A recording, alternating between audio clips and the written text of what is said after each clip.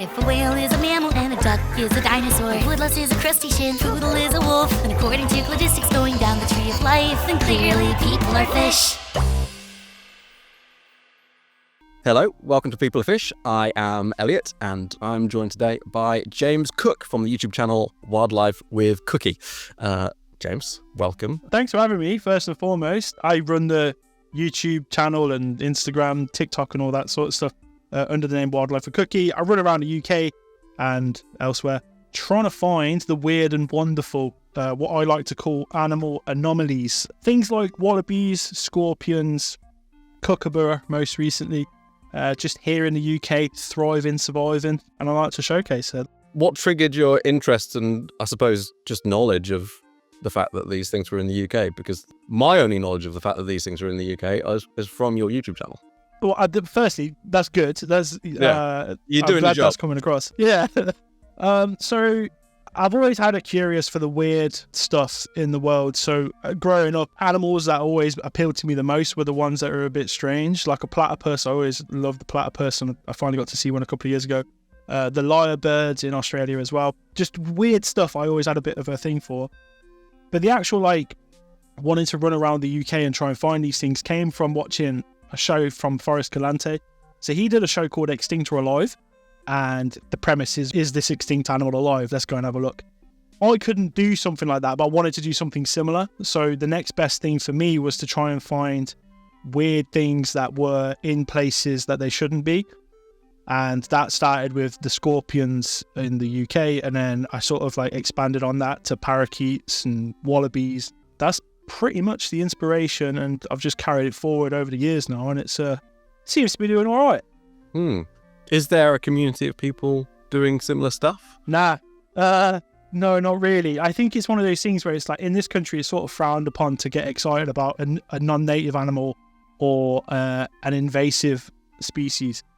And I think generally that's the case around the world, but my target audience isn't wildlife obsessives or wildlife geeks, to be frank. My target audience is people who aren't necessarily into wildlife or are on the cusp of enjoying it. That's my sort of target. I want to try and grab people's attention in that way and get them interested in wildlife and get them traveling around the country looking for certain things. And I've had success with that with the kookaburra most recently. That did really well, and people have messaged me since going to try and find the kookaburra. So that sort of stuff's great. That's the aim and the targets for it, is to get people into wildlife that maybe wouldn't enjoy it otherwise. Because the UK is a bit dead in terms of its wildlife scene in comparison to Africa or Australia or North America. So I try and grab those people's attention with something a little bit quirky and a little, I suppose, gimmicky, but it gets them involved, and that's what I quite like about it. Like you said, I think it's wrong to just dismiss it. Obviously, some things are worse than others. I love a kookaburra more than the next person, but they're probably not very good to have here because they do kill off a lot of lizards and snakes, and that's not very good. Yeah. Okay, so I'm going to backtrack a little bit, James. We're breezing over all these animals, which blew my mind and a few other people that these things are there. So I think we should just hone in. If you don't know that these things are in the UK, I mean, wallabies. Yeah. So there's a few populations around the UK. The Isle of Man seems to be the place where most of them are. But there are, on mainland Britain, for example, there's an island in the middle of Loch Lomond, which is quite a famous population of them now. And they've been there since the 1940s, and they were put there by the owner of the island at the time because she just liked them. And they've stayed there ever since, and they made the news in the last couple of years because they wanted the new owners of the island wanted to eradicate them. There are other populations around England as well. I found some. I can't actually reveal the location of that one, but let's just say it's in the Midlands. These sorts of wallabies will have escaped wildlife parks and zoos. They're quite the escape artist. But also, we had one near where I live in Warwickshire. He was the Warwickshire wallaby. This was Colin. He was an albino. He was owned by just private people, like a little farm or something like that. And one day they decided either we don't want this or he got out. And the reason that sort of thing happens is because you can own a wallaby like you own a dog or a cat. They're only about 400 quid. and then you can have a wallaby. So it's, if you can source them, you can get one. It's pretty straightforward, and yeah, they're quite good at getting out of places. So they just sort of escape and, well, they eat grass. So they have a bit of a great time in England's green and pleasant land. Wallabies is a big interest for me. Like, I really love them. I find them really sweet, are really cute. What's the interaction like between something like a wallaby and the great British public? I think generally people, it's like a mythical thing, right? It's like a mythical sight. And if you're lucky enough to see a wallaby in the UK, you'll probably go and tell someone and they'll be like, shut up. No, you haven't. But then like the wildlife conscious people of the UK don't really like them. I think they find them sweet, obviously, but they don't like them from a non-native point of view. In New Zealand, they're a pest, but New Zealand's a place that wasn't supposed to have wallabies at all or any form of grazing. In this country, we have grazers, but I'm not going to sit here and say they're not a problem, because they do spread quite quickly and they could be a bit of a problem. They're not as bad as other things we have. I mean, we've got invasive species of deer, Muntjac deer, which should not be here. They are all over the place. I've got a family with a vegetable patch, and they are a menace. They will get into anything and eat the sweet peas and rip up. Yeah. So they are much worse than a wallaby will be. If it wasn't millions of Muntjac, it could be millions of wallabies, you know, and which one do you want at the end of the day? Scorpions. Yeah, that's a good one, isn't it? They're not overly widespread. So the biggest population of them is in Kent on the Isle of Sheppey. They're in the dock walls there, and they came over about 200 years ago from Italy on like ships containing stone and stuff like that. So it's a yellow-tailed scorpion, right? They're honestly like that big. They're absolutely minuscule. So like take your little finger and half it, and that is probably the size of a yellow-tailed scorpion, if not smaller. It will hurt if you poke one, like, and it has a go at you. They don't really pack a punch. Literally 99.9% of the UK will never see one. So it's like, it's just one of those things. But they are here, and they're in big numbers in the dock walls down in Kent. I think they're in some other places as well, but the main population is the Isle of Sheppey, yeah. And the other one is stick insects. Stick insects, very similar to the scorpions. They came here on boats in the 20th century, earlier 20th century, on shipments from New Zealand. So it was like aboard tree ferns and all that sort of stuff. They got put into some nurseries down on the south coast of England. Just spread since there, really. Like places like Falmouth, Truro, Paignton, St. Maur's, or the Isles of Scilly as well. Like those sorts of areas, they don't really travel far and wide. So it's they're quite localized, and like certain populations of them will literally never leave a bush. Like if they've got enough food on one bush, that'll be it for their life. They won't move. When we went to go find them in Cornwall, I sort of researched and sort of like I'd seen these areas. We sort of like picked off this one location, and this guy who owned the place, he said, they're in this bush, good luck. And that was it. He was like, they haven't moved here in 80 years or whatever it is. So it's like, we just had to literally just sift through this bush. Like, where is it? It took a while, but we got there in the end. It's incredible. Yeah. You have a bit of a theme on your channel of covering somewhat mythic animals. We'll go on with the big one. Thylacine.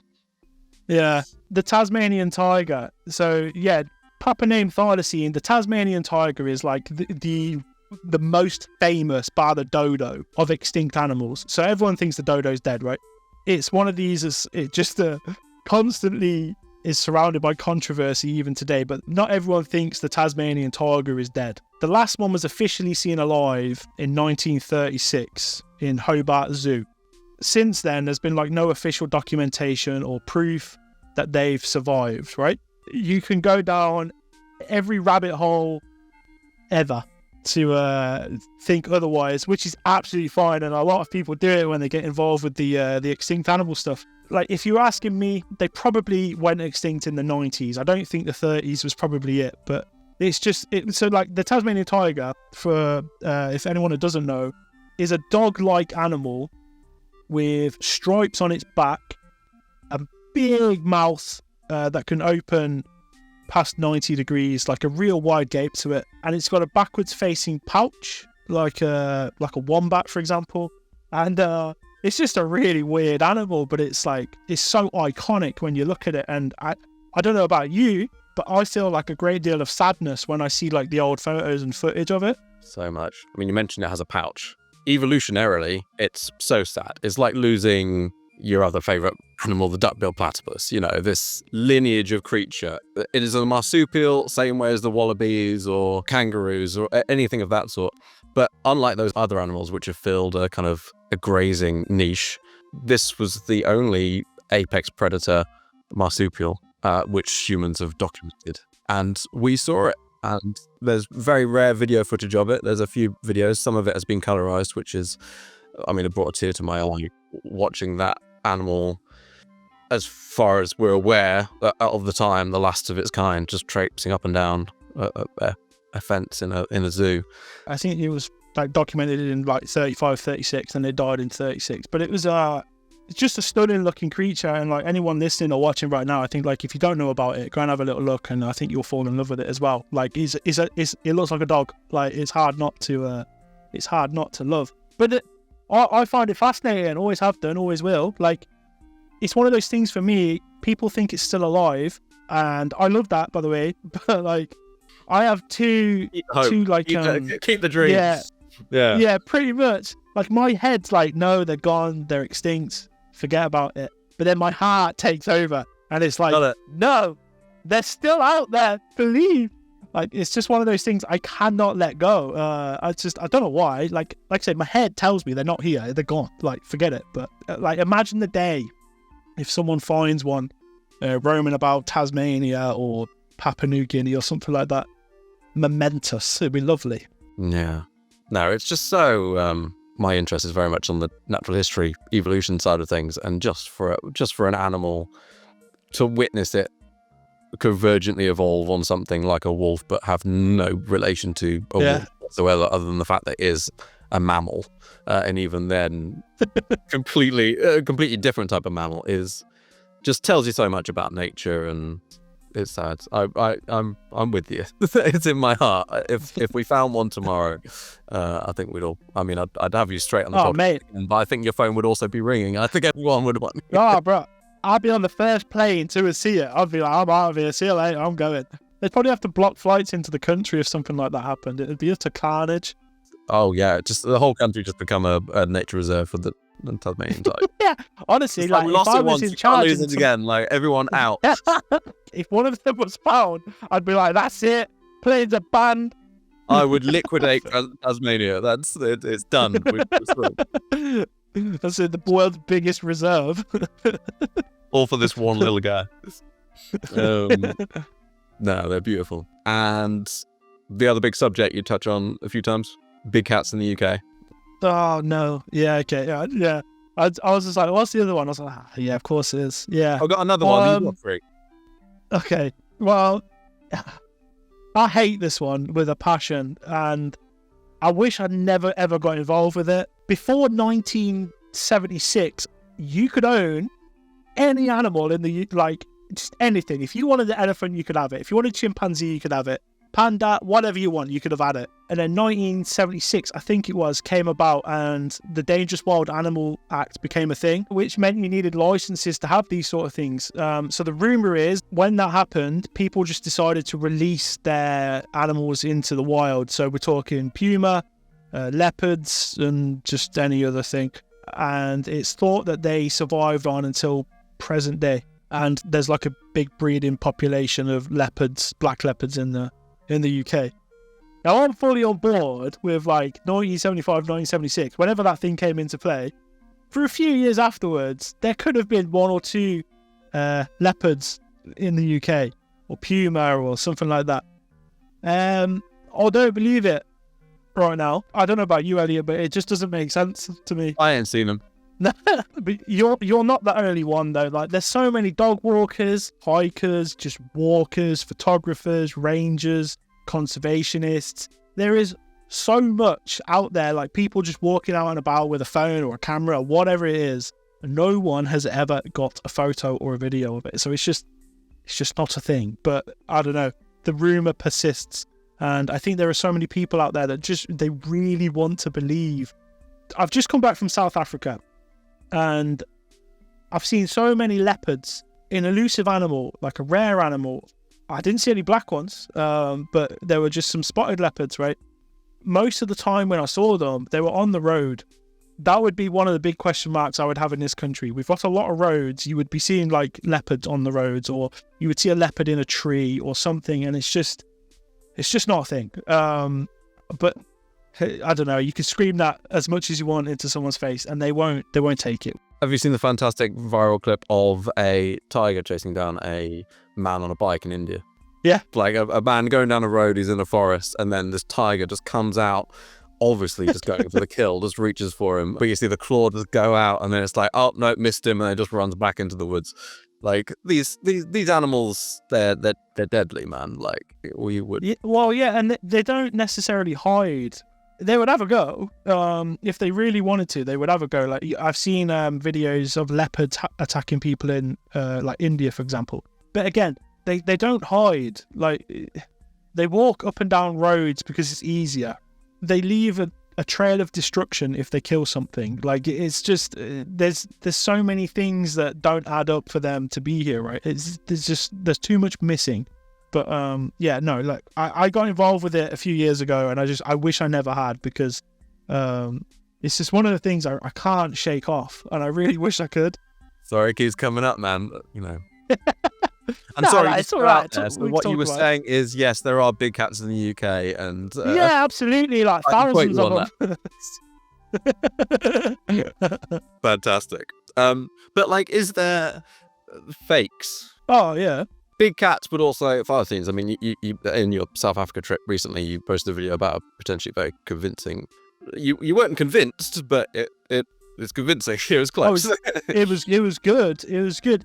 Easily, again, this is something I pushed on in the video I did. 90% of what I get is big cat stuff, and then probably the next 10% is like extinct animal stuff. So it could be Thylacine, Ivory-Billed Woodpeckers, whatever. I get people like either like linking me to a report, or they'll send me their own thing. And 99% of the time, it is just rubbish. It's just like, it's so obviously someone's cat, or it's just not what they think it is, right?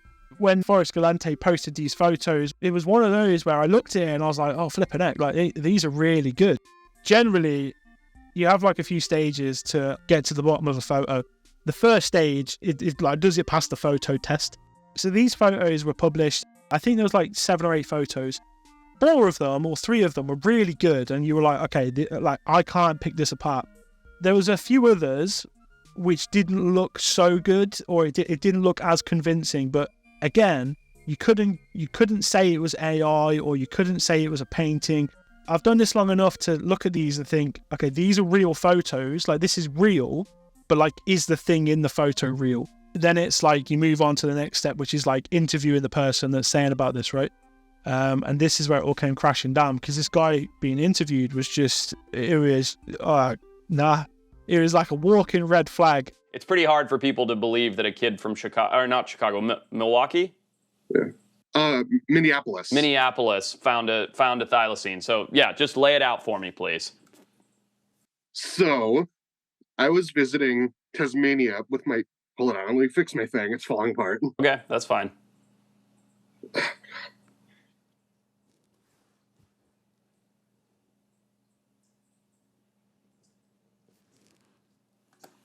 Anyways, so story is, yeah, I'm visiting Tasmania with my dad, you know, because we have family down in Tasmania. Yeah. Where does your family live? They live in the, That's when the questions started getting asked, and people did a load of digging. I think the guy who got to the bottom of it really was a fella called The Gaming Beaver. He's a big YouTuber. He sort of surmised that it was fake through a guy who had made a posable thylacine model. So he'd made like a life-size to scale model of a Tasmanian tiger, and its limbs could move, its mouth could open, all of this sort of stuff, right? It's like a really, really impressive bit of art, but he'd faked it, essentially. He'd like taken some photos on his phone and had like moved, so it like had a bit of motion blur to it, and yeah, he'd done a good job of a fake, basically. But it was really, if you'd shown me those out of context and didn't give me the story, I'd be like, flipping heck, these are good. But when you get the story, it just came crashing down, unfortunately. So like, you know, it tricked a lot of people, but yeah, it's a shame. But it happens a lot. People like to do that. But I actually did it before myself. Did you actually? This is the breaking Yeah, news. James is a liar. So I did. Well, So this was the big cat stuff. So there's a video on my YouTube channel of me faking a big cat sighting. So essentially what I did, I went to the Forest of Dean and I took my camera. I took some very bad photos of my dog, and she's like jet black, right? So I took some very bad photos of my dog, jet black. I then live streamed myself editing these photos to make it look like a black leopard on Photoshop. And I got a friend to post them to like Facebook groups and be like, "Oh, I've just seen this at this place," and yeah, it caused a bit of a drama, it caused a bit of a scene, and then I decided to come out and be like, "Hey, that was me." You all believed it, lol. So yeah, that was quite funny. But it's very easy to do, especially if you create posable models, for sure. Flippin' heck, it was really good. yeah. And moving on, the third of the big three, I think, Fiordland Moose. Yeah, okay, so I love this one. This is so good. Yeah. So this is like a mix between big cats in the UK and the Tasmanian tiger, right? So the big cats in the UK, real animals, not here. The Tasmanian tiger is an extinct animal. Is it still alive? Combine the two, you get the Fiordland Moose, right? It's a real animal in a place that it shouldn't be. Is it extinct? And it's yeah, I love this story. So in 1900, New Zealand wanted to become like a premier, like big game reserve. Essentially, they wanted to be like a hunting heaven for people. And Fiordland is like, it's gorgeous. It's just jungle, and the southwest of New Zealand is just pure jungle rainforest, and it's wet, it's miserable, but on the sunny days, it's the most beautiful place you've ever seen in your life. So they started introducing deer, all kinds of deer, and their crown jewel was going to be moose. So they tried to introduce 4 moose in 1900 to the Hokitika Gorge, which is just the western side of New Zealand in the Fiordland, and they didn't survive. They only lasted about 3 or 4 years. Fast forward it to 1910, they released 10 more, but this time down in the southwest into Supper Cove, super remote part of New Zealand, and only accessible really by like a few days walk or helicopter or like a few days on a boat. It's a real inaccessible place. So they released these moose there in 1910, and these moose were going to have like a decade or so of like liberation, so they weren't allowed to be shot. New Zealand takes their hunting very seriously, so you have to get a permit and you've got to report on like other things while you're there. So these moose had a chance to run away, do what they wanted to do, breed and this, that and the other. And that's what they did for the next like 10, 15, 20 years. They bred, and then eventually they were allowed to be shot. It was thought between 1930 to 1950 that they weren't actually there anymore. They weren't getting seen, but then eventually in 1952, a few of them were being shot and found. The last sighting officially of a Fiordland moose comes from 1952, and it's a beautiful photo of this moose like on the edge of the riverbank looking towards this black and white camera. And then the next photo is it running away. Essentially from 1952 was the last documentation, but this moose was alive as it was running away, right? And it wasn't shot. So there's been a search essentially ever since, led by one fella called Ken Tustin. And Ken is legend. He's just, what a guy. So I was fortunate enough to meet him last year and do an interview with him and a mini documentary, and just what a geezer. He is like a rugged wilderness explorer of the past, and he's done scientific discoveries. He's helped with looking after fragile species in New Zealand like the takahe. He's seen kakapo in places where they were previously not seen. He's just incredible, right? And he's done mad stuff. He's been on the search for them, and he's got evidence to back up that they were still alive in the 70s, the 80s, the 90s, even the early 2000s, with DNA evidence of fur. He's got like antlers, this, that and the other, and even as recent as 2020, a Canadian helicopter pilot was flying over the Fiordland and swore blind that he saw a moose. And he's done moose hunting back in Canada, you know, and it's like there's a lot that weighs up there. As it goes with Ken, he believes they're still there even today. through basically moose browse. So they grab onto trees and just rip the leaves off.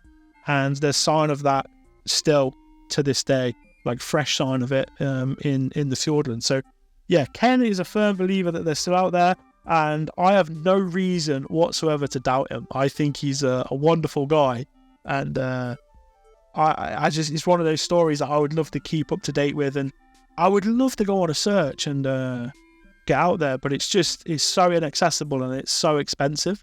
So if anyone's listening and wants to just chuck us a load of money, I'd love to go and do that. Yeah, PayPal link is on your channel. That would be great. Yeah, please. I would also like to go, so you could. New Zealand anyway is just such a beautiful place. It's just great, but like to go out there into the deep wilderness where not many people have set foot and look for a gigantic animal would be pretty incredible. Now, a lot of people actually, they say about moose, like how can a moose hide? Well, like I've just come back from Africa. I've seen elephants and giraffes hide, and it's mental. Like, I can't describe it, but you'll see an elephant cross the road, it will walk into the bush, and it's gone. And it's like, that thing's like 6 tons. Where has it gone? Same with giraffes. It's like, these things are like 4.5 meters tall. Where is it? It's like, it's just so stupid, but yeah, that's how they can hide, I guess. And it's a pretty incredible story, though. Another one for listeners, like if it's something you want to go and have a look into. That's one of those things where, like, the Tasmanian tiger, I don't think it's alive anymore. The Fiordland Moose, fully on board with it. Sign me up. Love that. No, your interview is very good, so yeah, definitely go to. Cheers, mate. I was actually really proud of that. It was good stuff for me. That was. Yeah, it was. Not like the rest of it. Yeah, no rubbish. Don't ignore that. It's fine. Is there anything which you're convinced is out there, but you haven't seen yourself, or which you want to go see? Yeah, so there's a couple of things. The Ivory-Billed Woodpecker, I find an interesting one. It's a woodpecker that I don't think it's been seen for a good amount of time, like 50 years or so. With that, there are so many people looking for it that I feel like it would have been found by now. People think they see it all the time, but there's a very similar looking bird called the Pileated Woodpecker. They're very, very similar, and it gets confused a lot. But it's just this iconic looking thing, and it's got an iconic sound.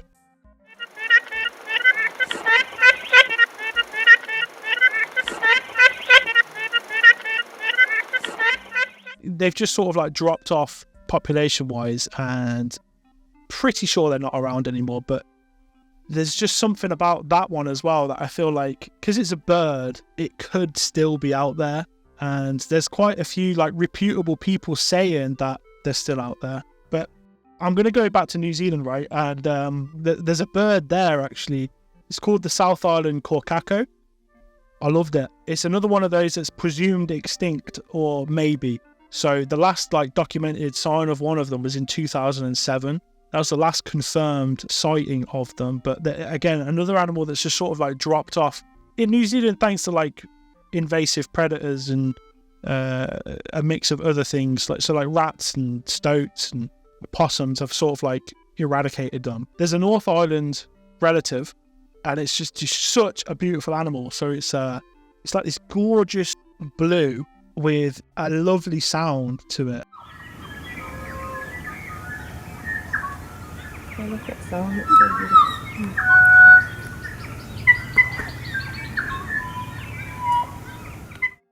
And the South Island's pretty much the same. The only difference is it's got like orange wattles, whereas the North Island's got blue. The South Island's got orange. This isn't a plug to myself, but there's a video on the South Island Corcacao and the search for it. If anyone's listening and watching, just please go and have a look for it. Just type in South Island Corcacao search and you'll probably see it. It's by a channel called Frank. Unbelievable. The video is fantastic and it's just heartwarming. But that's one I do think is still out there. Like, I've driven up the west coast of New Zealand and it's just pure rainforest, tropics. There is no one there. Like, if a bird was going to hide, it would be there. And that's one for me where I think that could be pretty, like, as I was driving up, I was like, I'm keeping an eye out because this is mad. This place is crazy. There's just no one here. And there's so much space for this thing to be in. And again, there's sightings of that regularly. but never photo or video. It's always people describing what they think they've seen, and does it match? And yeah, the search is well and truly on for that sort of thing, but it's not been found yet. But I think it will be.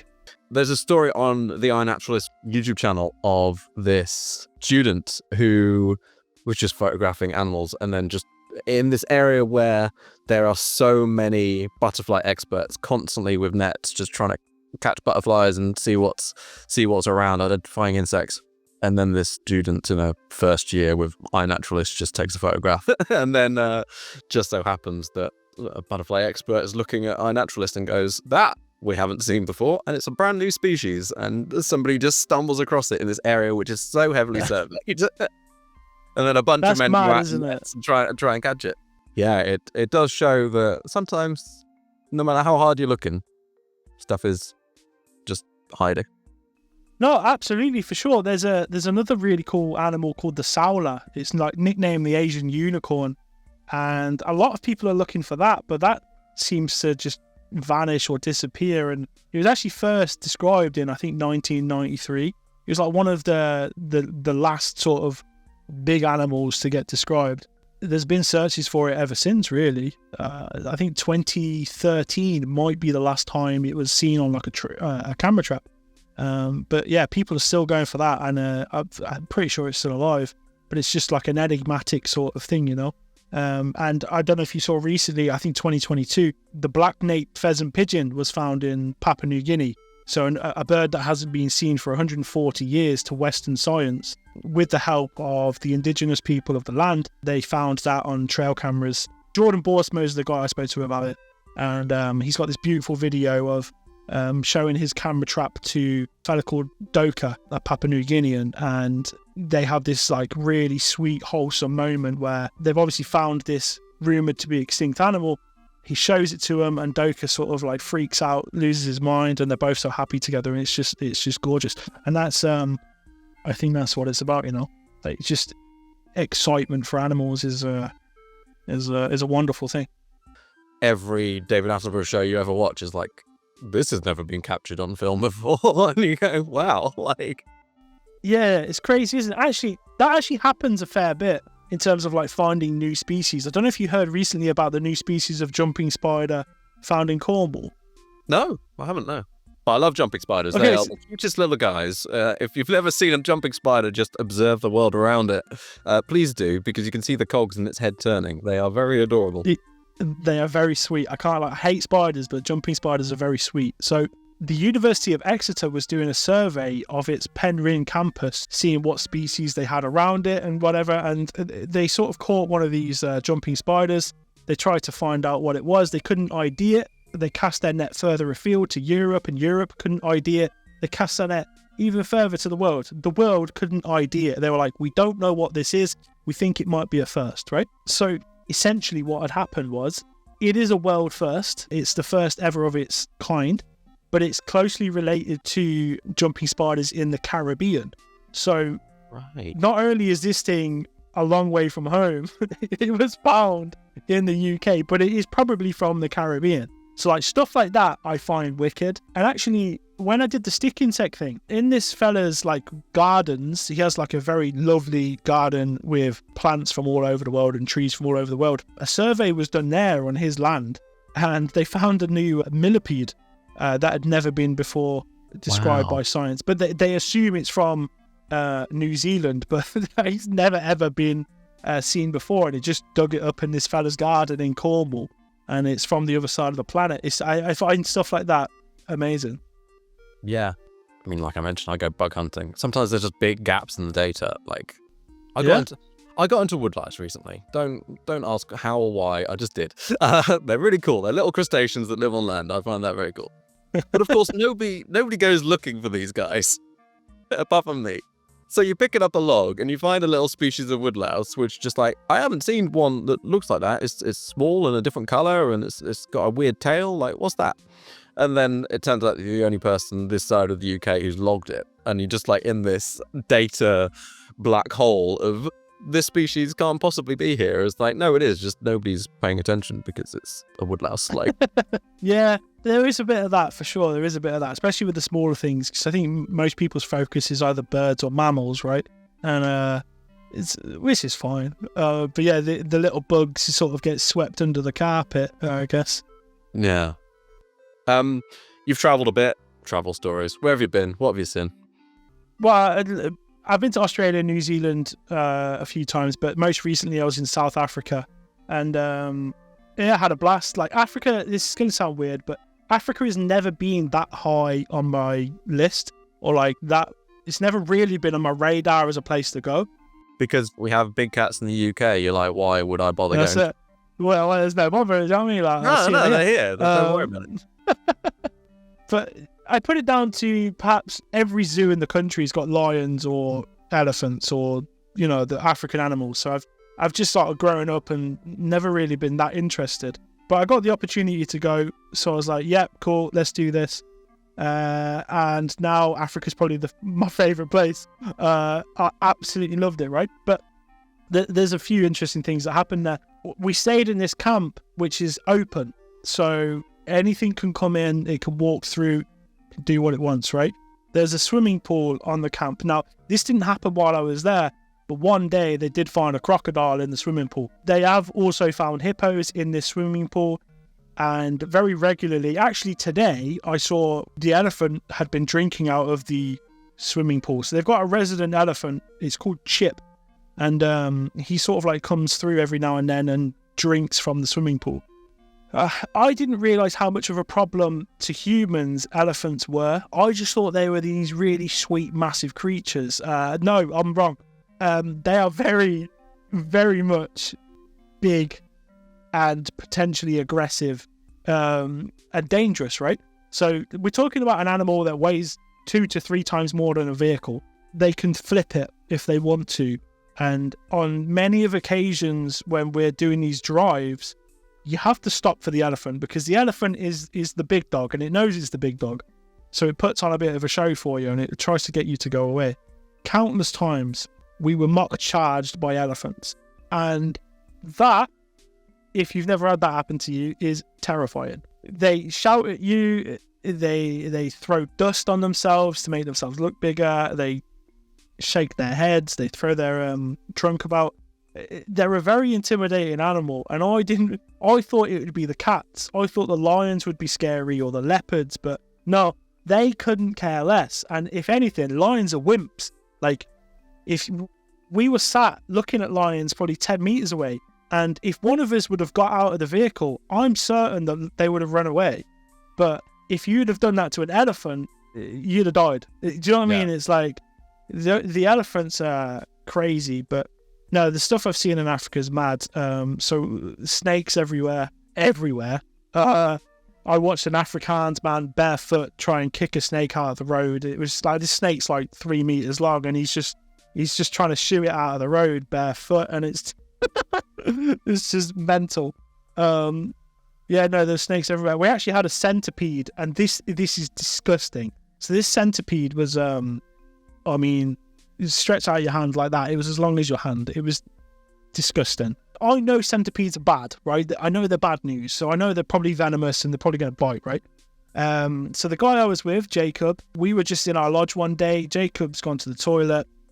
And Jacob's very reserved as a person. He's very quiet, doesn't really say a whole lot, doesn't really make much of a fuss. He's not really enthusiastic, like outwardly anyway. The next thing I hear is, what the fuck is that? And I'm like, what is going on? And he bursts out from the toilet and he just points. He's like, what is that? And it's this massive centipede. Honestly, it's disgusting. It's huge. I just burst out laughing because I've never seen them like this, right? And we have like this cookie box. So I bought a bunch of cookies, obviously. And we basically just try and get this thing into this box, and we go and show everyone else. We chuck it out into the fire pit and just show everyone, look at this thing. And one of the guides there, he's like, oh my God. So he grabs these, like, what he would call his don't fuck around tweezers. And these tweezers are like that big, right? They're like 12-inch tweezers. And he grabs this millipede and holds it up, and he's just like, all right, this is a giant black centipede. And he was like, this thing can sting you from both ends. It will bite you and hurt you. It will sting you with its tail and hurt you. and it's extremely venomous, and it causes it's got like a neurotoxin, so it's like it can really smash up your nerves. And he was like, it's a good job you didn't get bitten by this. And then we went and released it just outside of the camp. But that was pretty crazy. And actually, as we were releasing it, we got confronted by a bloody elephant. We didn't know it was there, so we were just releasing this thing under a rock and like, all right, see you later, little millipede, centipede.